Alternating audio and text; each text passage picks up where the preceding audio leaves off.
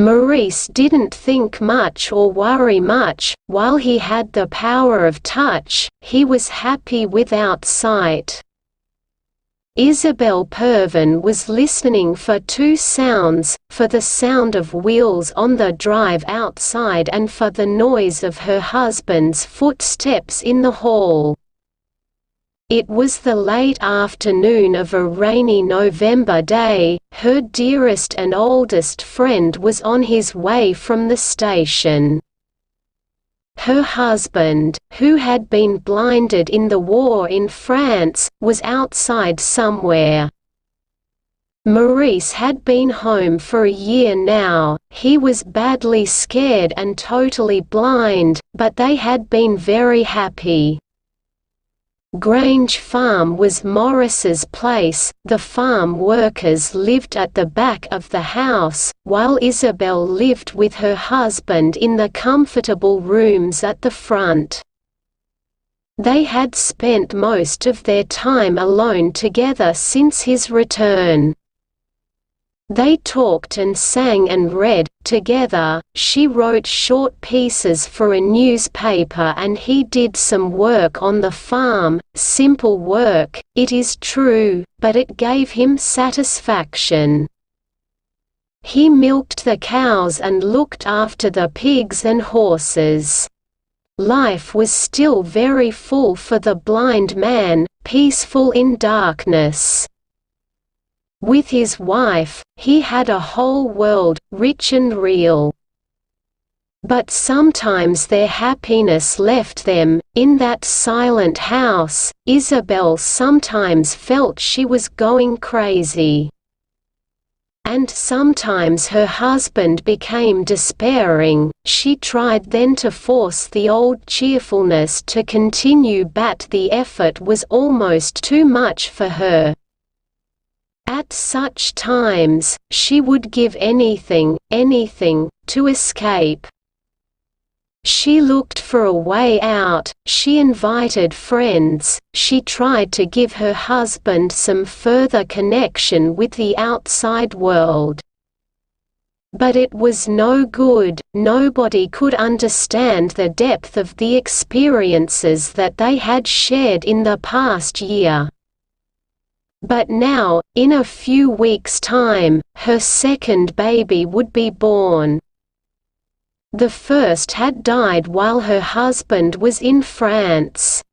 She looked forward with pleasure to the coming of the second, but she also felt a little anxious.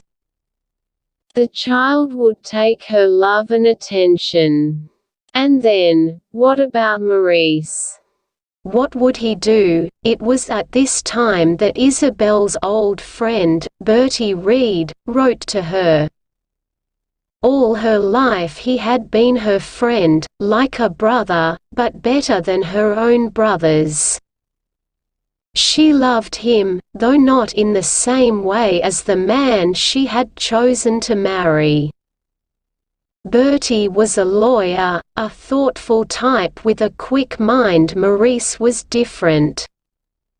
He was slow and sensitive, a big, heavy man. The two men had never been close. Isabelle thought they should like each other, but they did not. So when Maurice was going out to France, she wrote to Bertie saying that she must end her friendship with him. For nearly 2 years, there had been no communication between the two friends. Then a little note came from Bertie. He wrote of the real pain he felt about Maurice's blindness. Isabelle felt a nervous excitement again, and she read the letter to Maurice. "Ask him to come down," he said. "Ask Bertie to come here." "Yes, if he wants to." Isabelle thought about this. "I know he wants to," she replied, "but what about you, Maurice? How would you like it?" "I should like it." "Well, in that case," But I thought you didn't care for him. Oh, I don't know. I might think differently of him now, the blind man replied. So Bertie was coming this evening, in the November rain and darkness. Isabel looked nervously again at the high windows, where the rain was beating against the glass. Maurice was out in the stable. She stood up and looked at herself in the mirror. Her face was calm. Her neck made a beautiful line to her shoulder. She had a warm, motherly look. She passed down the wide hall and put on heavy shoes, a large coat and a man's hat. Then she went outside. It was very dark and very windy. As she walked on, the darkness seemed deeper, and she was sorry she had not brought a lamp. Rain blew against her. She half liked it and she half felt that she did not want a light against it. She reached the door of the stable. There was no light anywhere. She opened the door and looked into total darkness.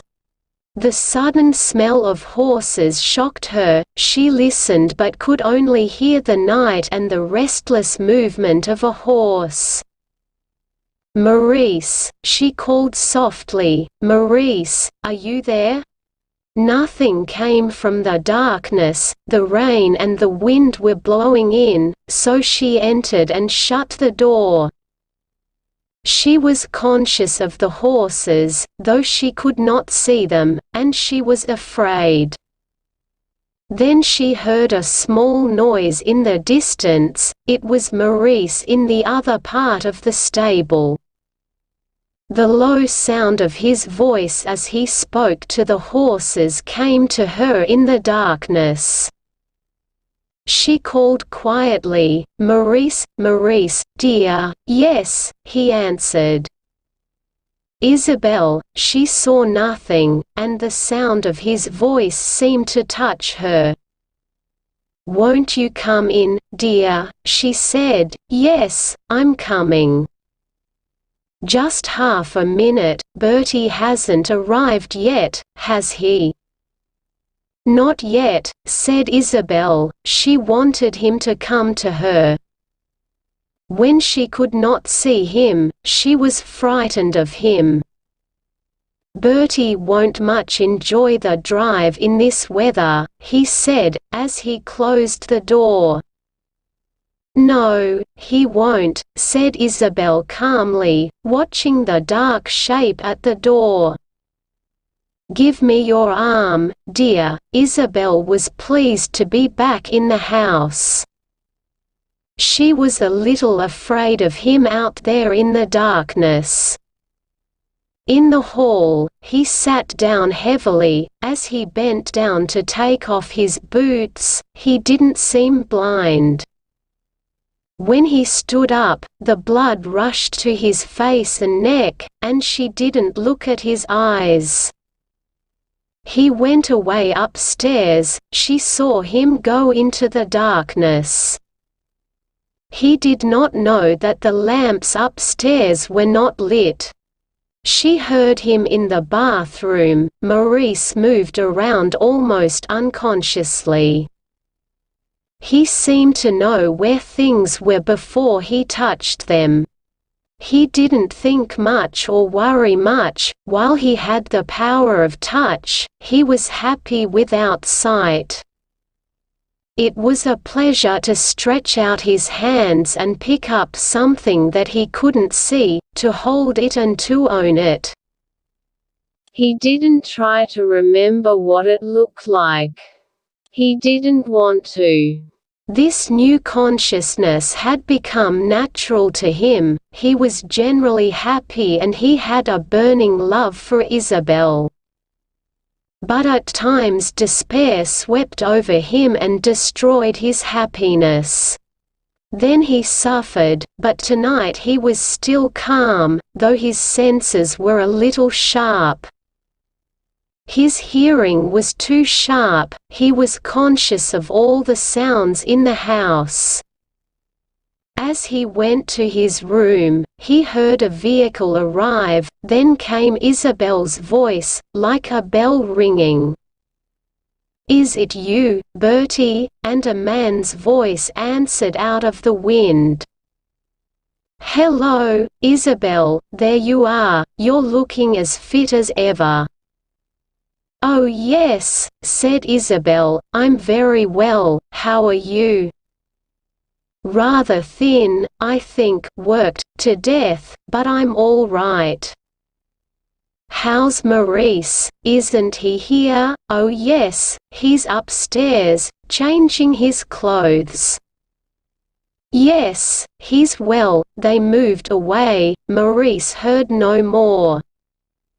But a childish sense of despair had come over him, he felt shut out like a child in the company of adults. He dressed himself and went downstairs. Isabel was alone in the sitting room. She watched him enter. "Did you hear Bertie come, Maurice?" She said, "Yes, isn't he here?" "He's in his room."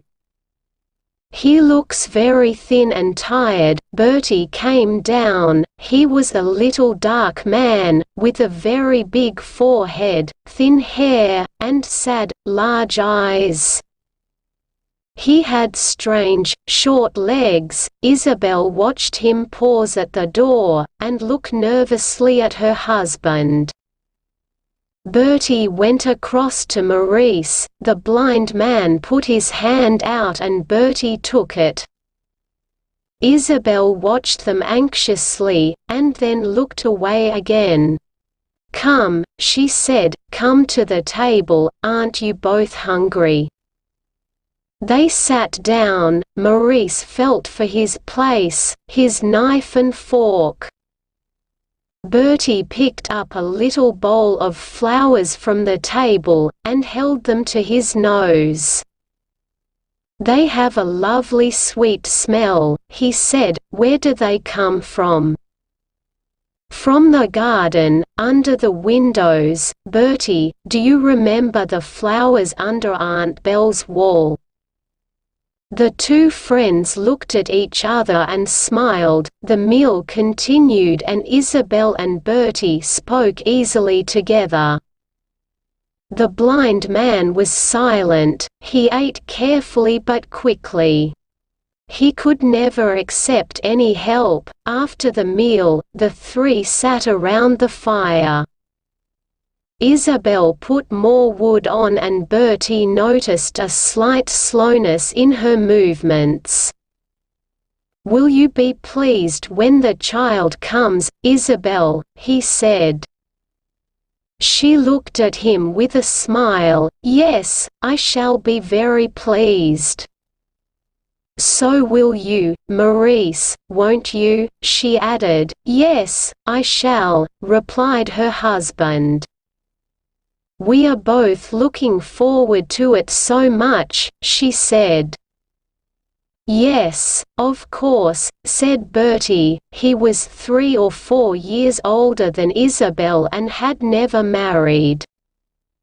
He had other women friends, but they were friends, not lovers.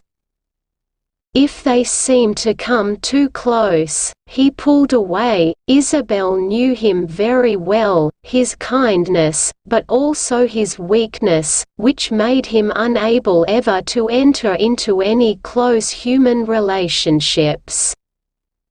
He was ashamed of himself because he couldn't marry. He wanted to, but he couldn't. Deep down inside he was afraid. He became a successful lawyer, a rich man and a great social success. But at the center he felt that he was nothing. Isabel looked at his sad face and his short little legs. She looked at his dark gray eyes. There was something childlike in him and she loved him. At the same time, she pitied and disliked his weakness. He understood this. Suddenly, Bertie spoke to Maurice. "Isabel tells me that you have not suffered too badly from losing your sight." Maurice straightened himself. "No," he said, "not too badly. You stop worrying about many things, and that is good," said Bertie. "But what is it that takes the place of worry?" Maurice was slow in replying. "There is something," Maurice said, "but I couldn't tell you what it is." Then the blind man was silent. He stood up slowly, a big, uncomfortable figure. He wanted to go away. "Do you mind," he said, "if I go and speak to the farm manager?" "I won't be long." "No, go along, dear," said Isabel. And he went out. A silence came over the two friends. The wind blew loudly outside, rain beat like a drum on the windows. The wood in the fireplace burned lowly with hot small flames. Bertie seemed uncomfortable. There were dark circles around his eyes. Isabel looked into the fire. "The child coming seems to make me calm. I feel there's nothing to worry about," she said. "A good thing, I should say," Bertie replied slowly. "If I didn't feel anxious about Maurice, I'd be quite happy." The evening passed slowly. Isabel looked at the clock.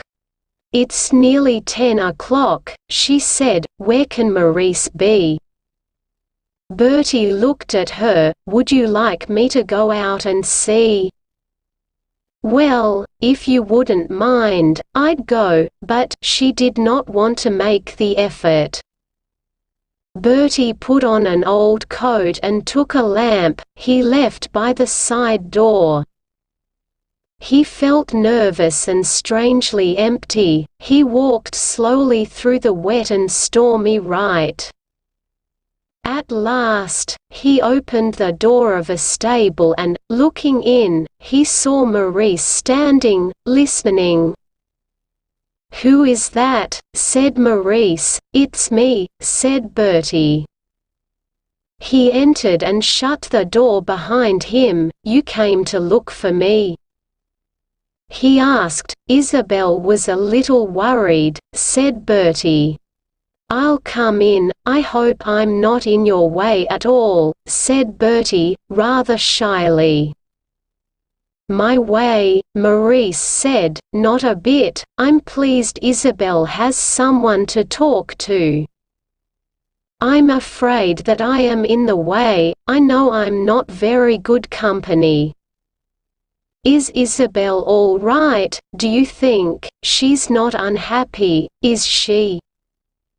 "I don't think so. What does she say?" "She says she's very happy, only a little worried about you," said Bertie carefully. "She needn't worry about me. I'm afraid that she'll find me dull, always alone with me down here." Maurice lowered his voice and took a deep breath.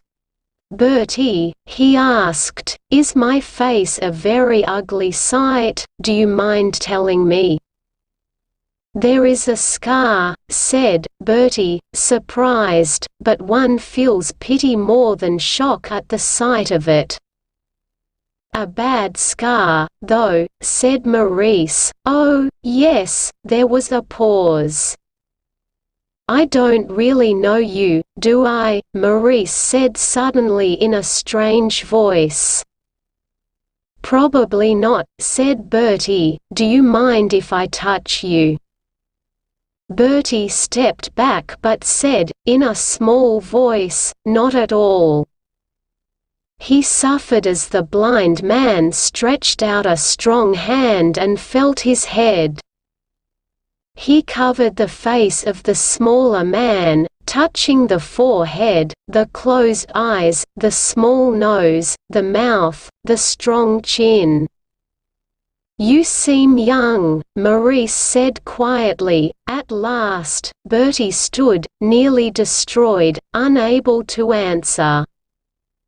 "Your head seems soft," Maurice continued, "so do your hands. Touch my eyes, will you? Touch my scar." Bertie was sickened by the idea, but he was under the power of the blind man.